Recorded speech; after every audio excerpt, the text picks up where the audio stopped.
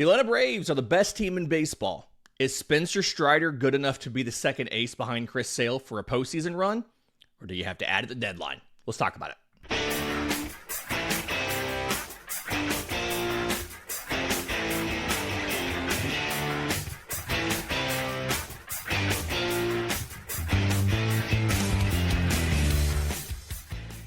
Yes, welcome on in to Braves Today, a production of the Belief Podcast Network and presented to you by FanDuel.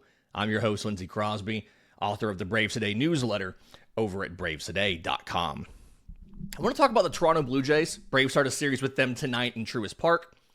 But before we do that, we need to talk about Spencer Strider and the Atlanta Braves for the rest of this season and in October. Because you are 60 games in. You are 20 games over 500.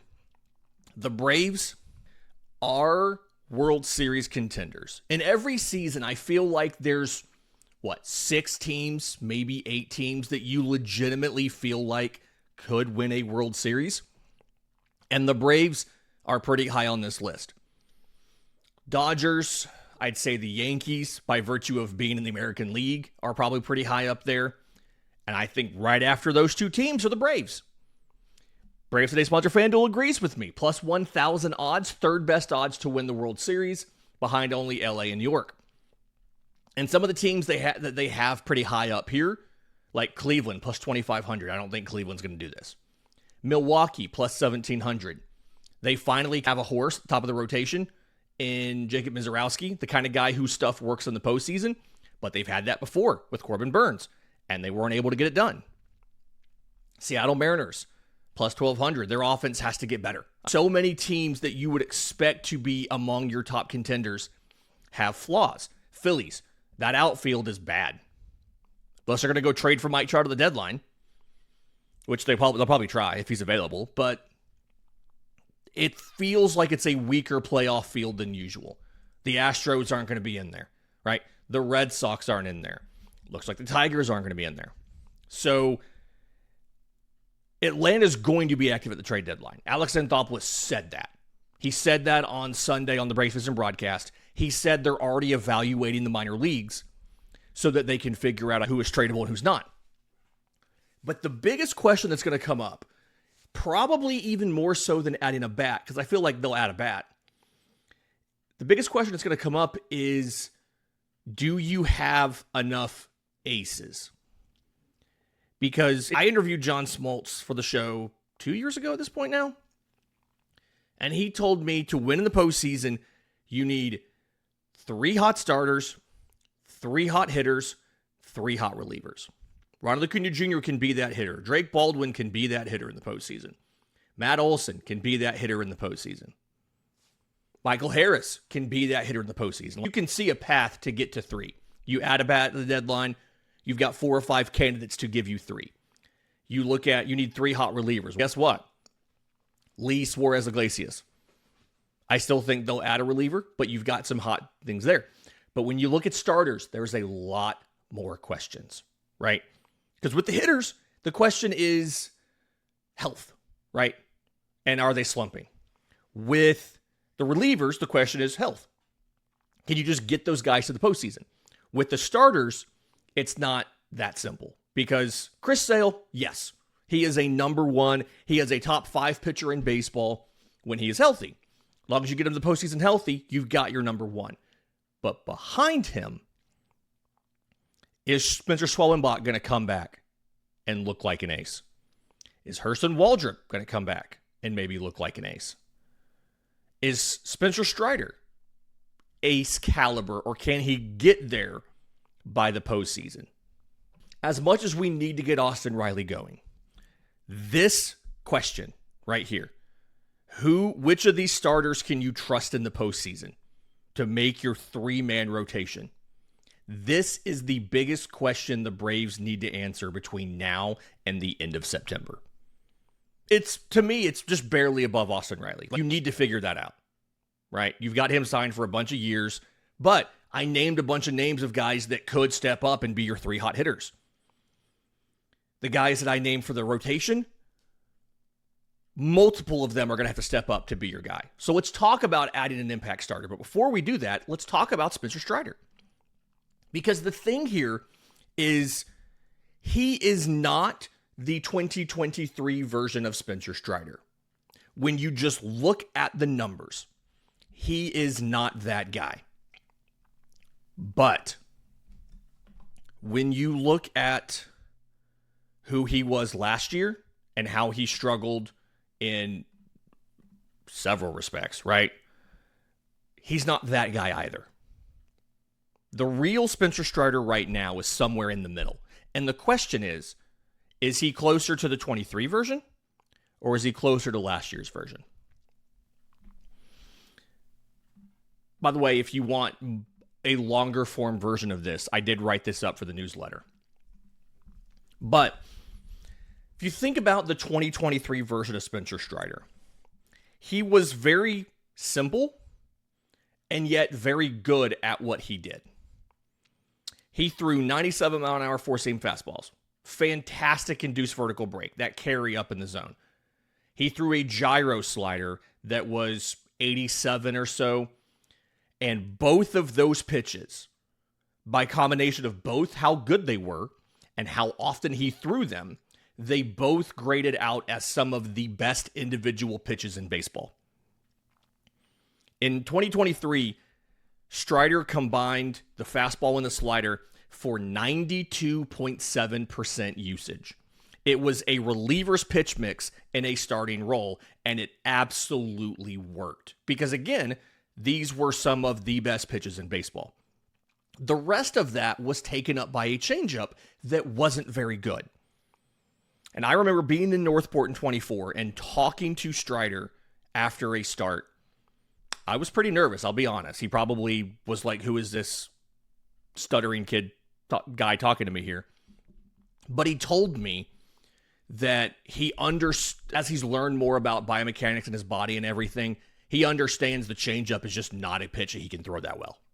That it's just, from a biomechanical standpoint, his body does not properly have the mechanics to throw that pitch.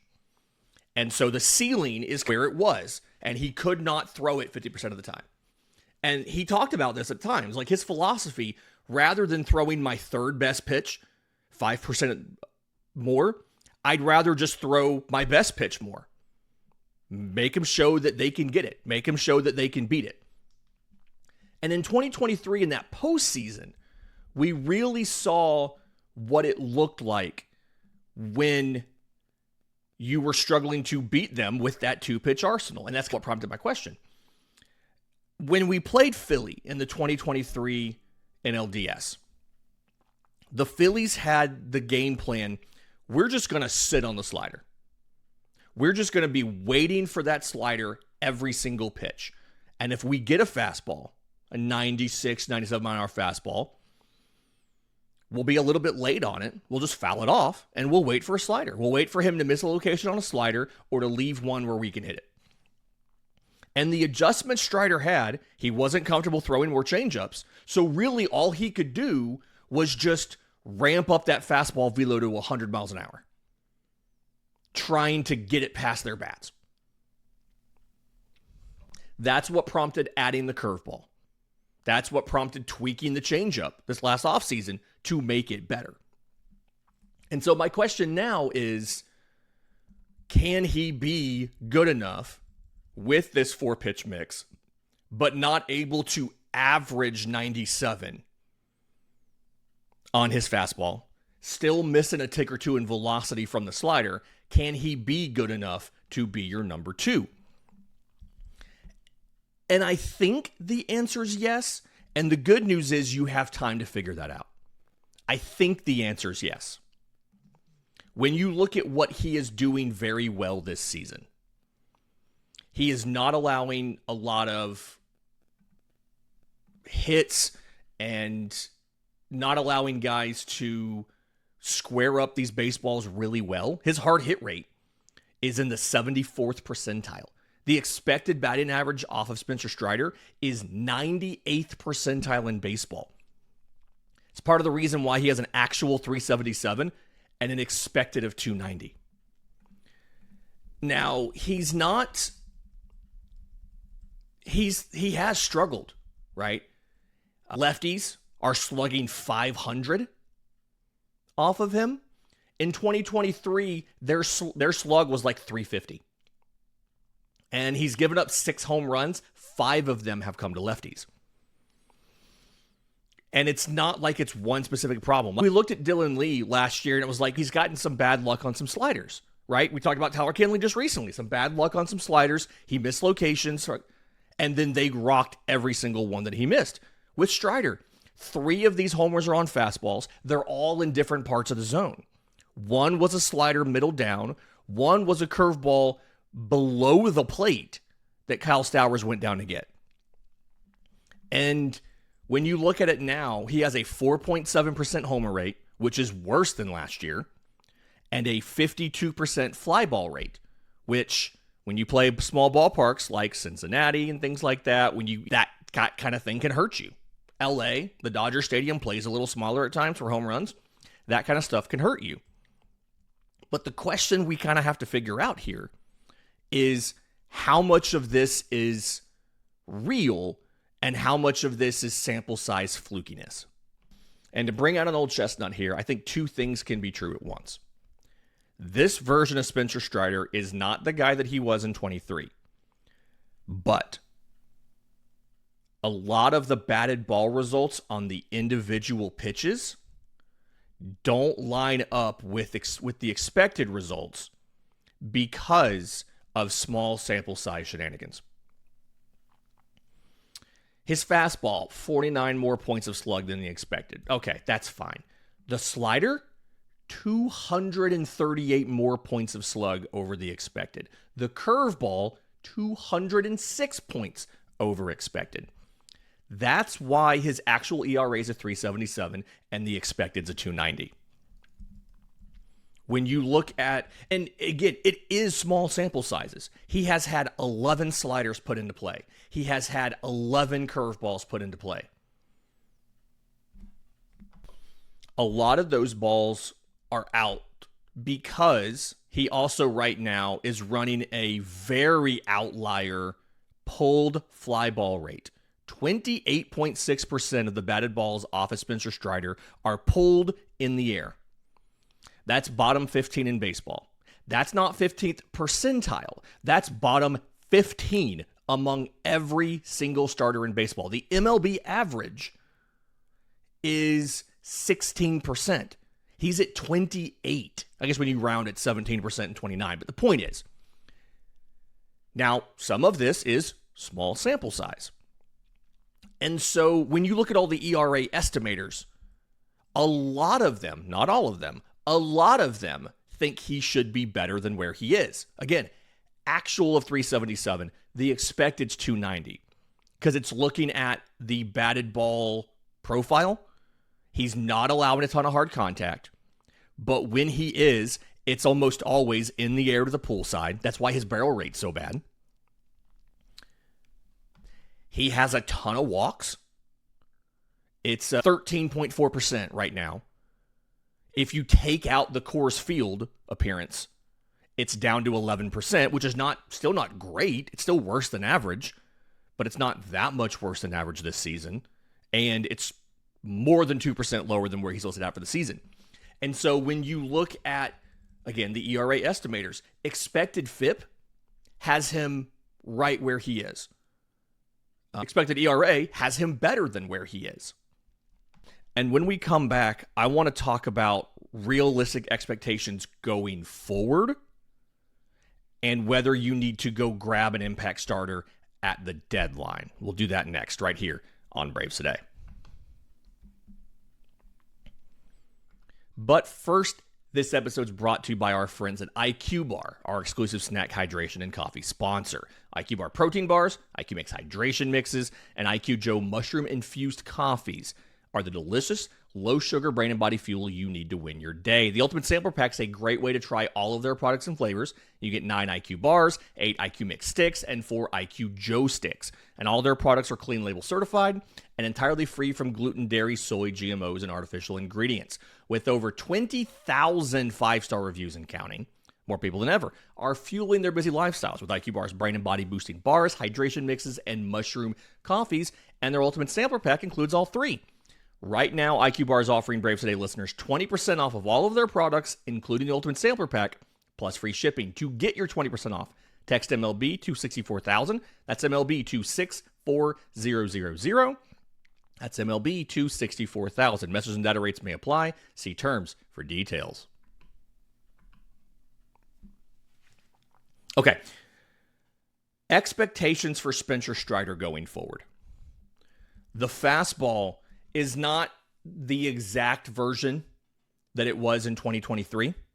He's not averaging 97. But once you take out the Colorado start, because again, the elevation influences the shape of the pitches, it does not give you an accurate picture of Spencer Strider.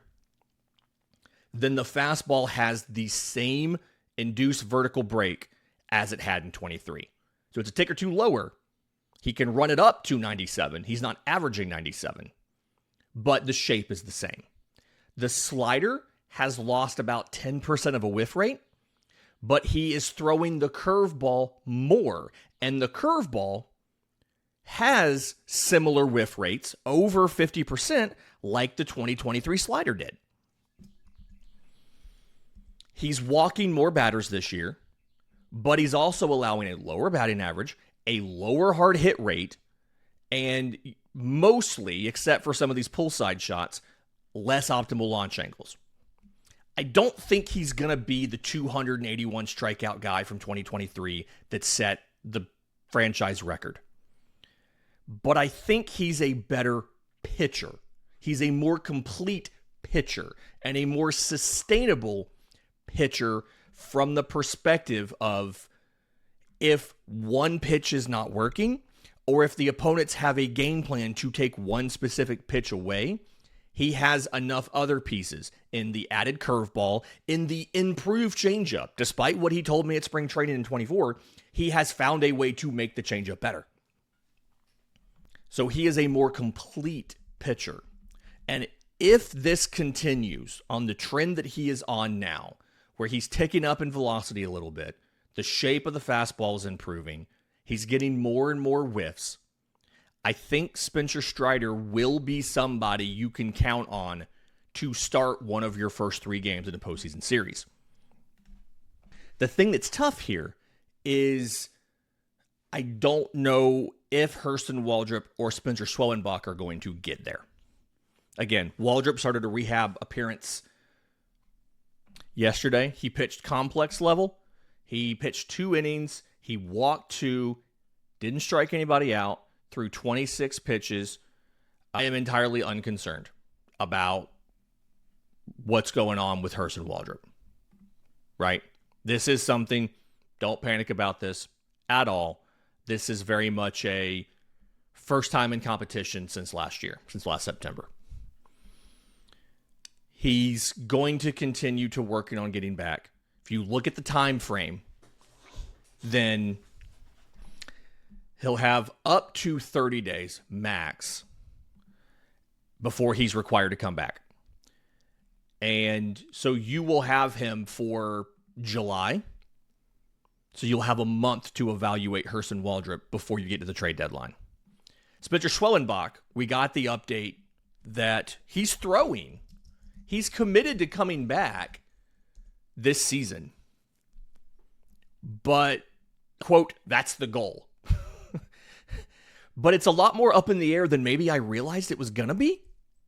I just thought this was going to be just a given that he was going to be back sometime in the second half. And they were waiting for the bone to fully heal. Remember, he had loose bodies, but he also had a bone spur that had to be shaved down. He got the green light early May to start kind of throwing. He's throwing at 75 feet now. He hasn't taken the mound yet. He hasn't obviously done any of that kind of stuff. He's just throwing at distance now. So he's farther out. His goal is to make it back by the end of 2026. This is according to the AJC. He told the AJC. Quote, I'm trying to be as present as I can, and as long as I can keep stacking good days, then I think we'll have a good chance to be back this year. That's the goal.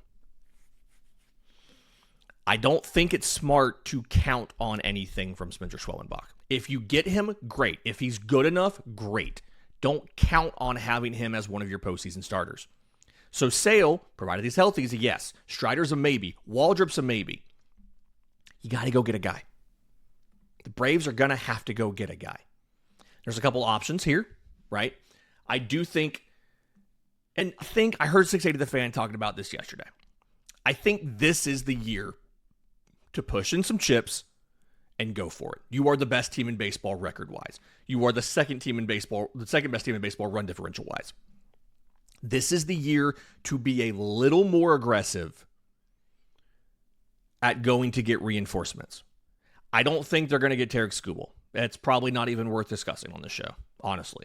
Unless I see some report from somebody credible that thinks the Braves have a shot, that's not ever going to be a thing we discuss on Braves Today. A former MLB GM wrote a piece for The Athletic yesterday naming the 7 most likely teams based on fit, previous trends, farm system, and all of that, and Atlanta wasn't in there. I don't think it's going to happen. We're probably not going to talk about it unless we get a credible report that they're interested or that industry sources believe they have a shot. Okay? If you see it, send it my way. I'd love to know. But I don't see it coming, and whatever Bleacher Report wants to throw out as a proposed deal doesn't mean it's likely to happen. But there are guys who could be traded that would make sense for the Braves. And something that I think about, if the Braves are going to make a big deal for a guy, I feel like they're going to try to get a guy that has additional control. If they can add what they call an impact starter, we had this whole conversation back in January and February. If they're going to add an impact starter, it's probably going to be somebody with additional team control.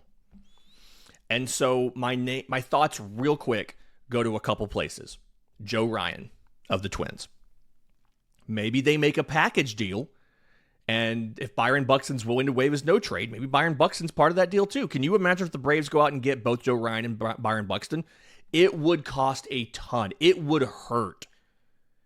You would be mad about that deal. But it would absolutely change the dynamic of this team down the stretch. A name might be a fallback name. I don't think he's going to be as popular as other names, both in the fan base and with the front office. Michael Wacha.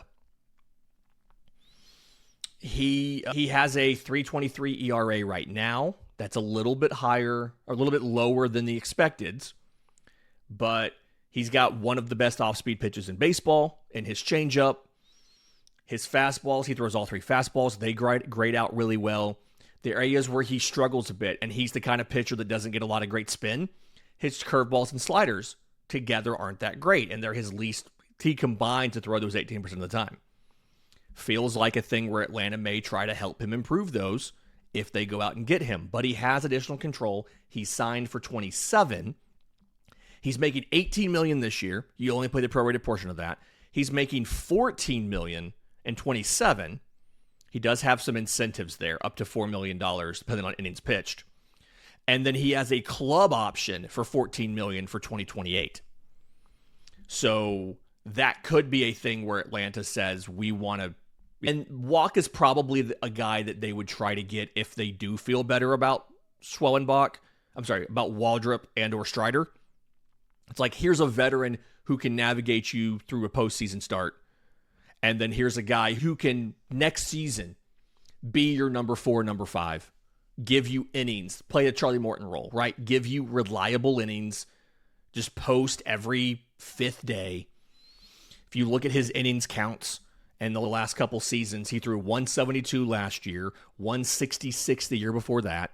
He's a guy who just goes out there, he posts, he'll give you a mid-3s ERA, ton of innings. I think the white whale here is not Tarek Skubal. If we're looking at guys with control, and I don't know how I feel about it, but Logan Webb. Buster Posey's been aggressive with trades before.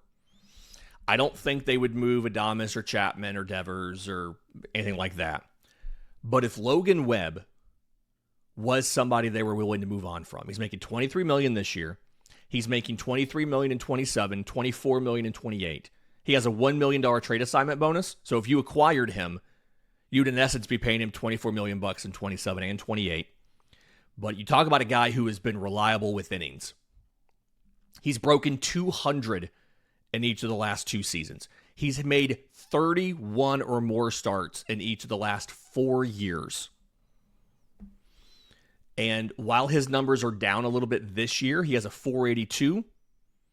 Some of that, his expected numbers are lower, and he's traditionally been a really good, he's really good at getting chase, great at getting ground balls, which plays up in Atlanta because of the caliber of this infield defense. Again, I don't think a Skubal deal is likely. I don't think Sandy Alcantara is going to get moved from Miami. And if he is, I don't think he's going to get moved in the division. But I could see AA being aggressive at going out and getting a starter, a veteran starter, who has additional control. I used to think Robbie Ray was going to be the guy. He has a homer problem this year, and he's a rental. I think this might be the year to not empty the chamber, but go big and get a guy with control. And Ryan, Webb, if the Giants sell, which they are awful right now, they may sell, those guys would make a ton of sense. Let me know what other realistic trade options you guys have. I may try to do an additional show at some point in time where we stop and we talk about prospective trades and some of the names that are suggested and what a package might look like. That's always a tough exercise. Not everybody likes those kind of shows, but I'll see if we can pull something together like that. Previewing the week, by the way, Thursday, we're going to have new Braves beat writer Jesus Cano of The Athletic on the show, and then we're going to have our prospect show with Gorov the end of this week, so stay tuned for that. In just a minute, let's talk about the Toronto Blue Jays. Okay, what is they're speed running the 2025 Atlanta Braves model? We'll talk about that next, right here on Braves Today. Final segment of Braves Today, Lindsay Crosby. 3 games starting tonight in Truist Park against the Toronto Blue Jays. Reminder that the individual matchups, I'll preview the individual matchups every day on the scouting report, Tuesday, Wednesday, Thursday, once the lineups are out. I usually go live on YouTube.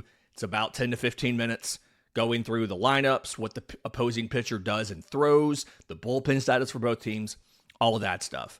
It's also a newsletter. They come out around the same time. So that'll be the individual games previewing those. But the matchups for the series in general. Tonight is Kevin Gausman versus Bryce Elder. That is at 7:15 on Braves Vision and Gray TV. So this is also simulcast if you live locally. Today is also Lou Gehrig Day. I don't know what specifically they're doing for that other than a pregame ceremony and like a special uniform patch. But today is Lou Gehrig Day. They're raising money to find a cure for ALS, which is commonly known as Lou Gehrig's disease. So that's just heads up. There's probably going to be a couple extra minutes before the game on the broadcast, as well as, I'm sure, a mention or two during the game about that. Wednesday, Patrick Corbin versus Grant Holmes. You want to talk about a team being in trouble. They've got Patrick Corbin running out there and making starts in the year of our Lord 2026. And then Thursday is Chris Sale and a TBD officially for Toronto. It lines up to be Trey Yasavage. They don't currently have a number 5 starter because literally there are 7 starters on the injured list. They have 10 pitchers, but 7 starters. Like I said, they are speed running the 2025 Atlanta Braves season. So real quick here. Jose Barrios had Tommy John surgery in May. He was one of the guys that Braves fans were talking about going and acquiring to add to your rotation. So another bullet dodged. Just like you dodged the Chris Bassett bullet. Just like you dodged the Zach Eflin bullet. He was better in May, by the way. Eflin was better in May.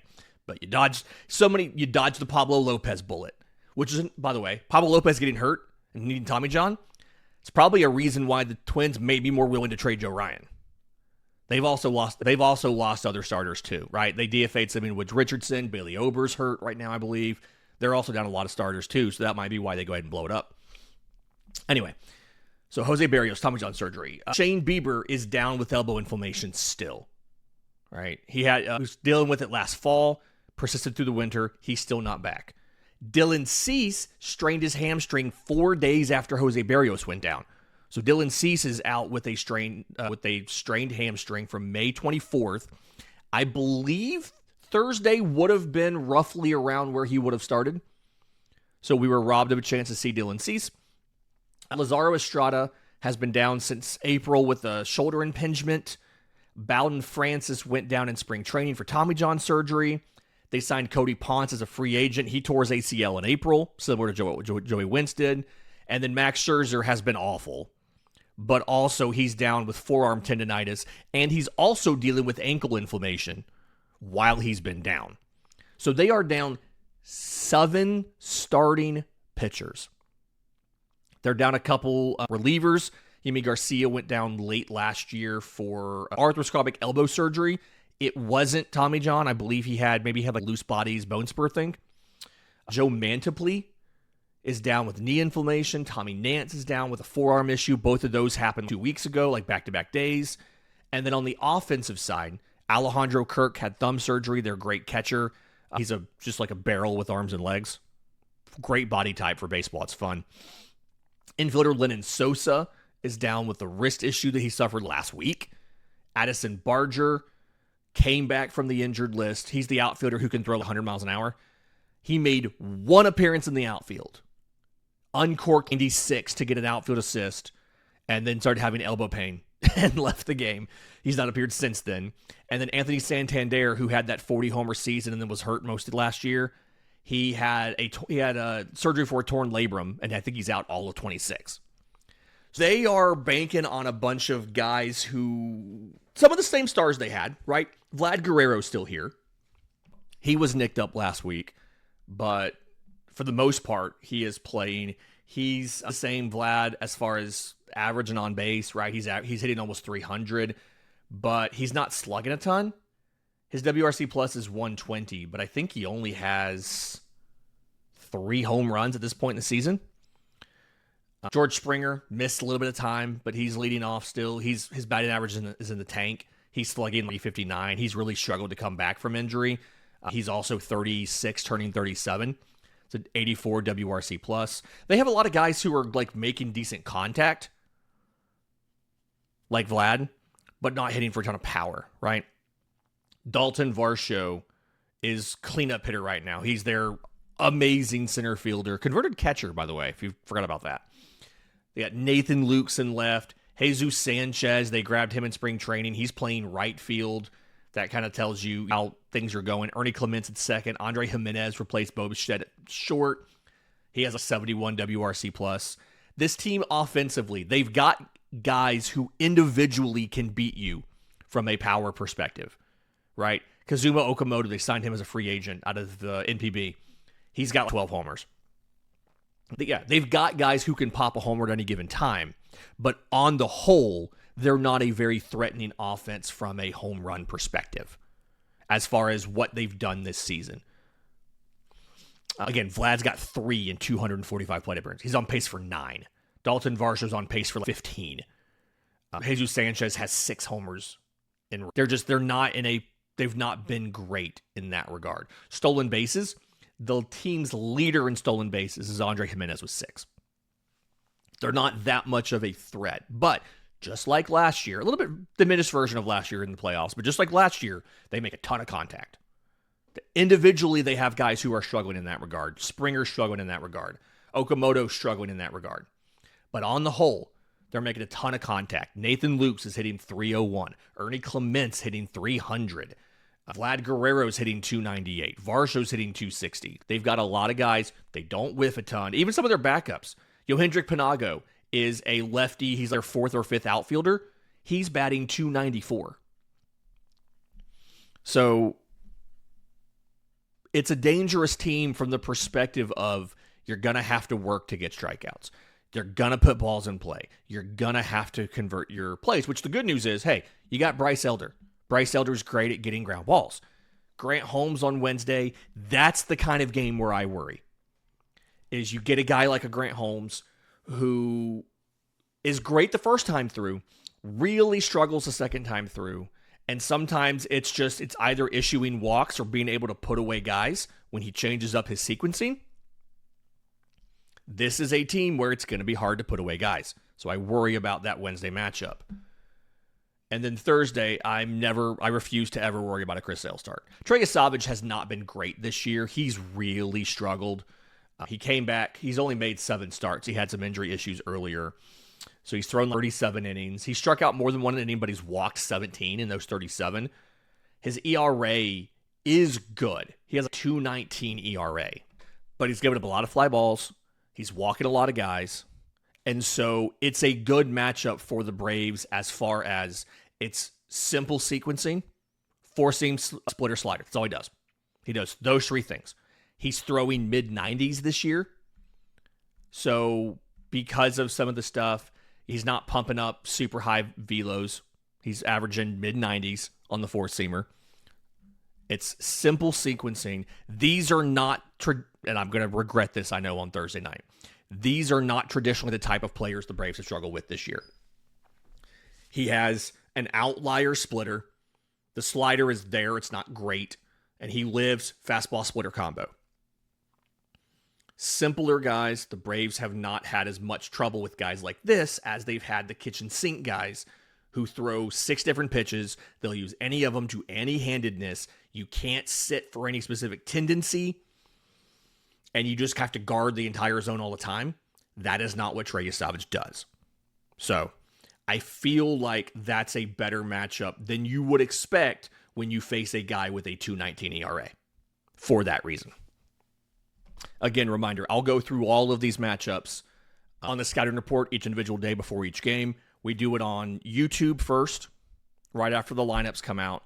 From there, I put out the written version of it that has a link to the YouTube, and then I download the audio and put that on audio as well, which if you're an audio only listener, do you like those in your feed? I've noticed that the downloads overall for each individual episode has dropped a little bit when I put that second piece of content in the feed every day.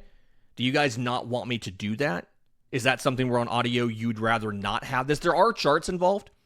Right? On YouTube, there are charts involved. In the written version, there are charts involved. And I always take that content and I try to say the things out loud for our friends on audio. But let me know, is that something you'd rather not have in the audio feed? I'm curious.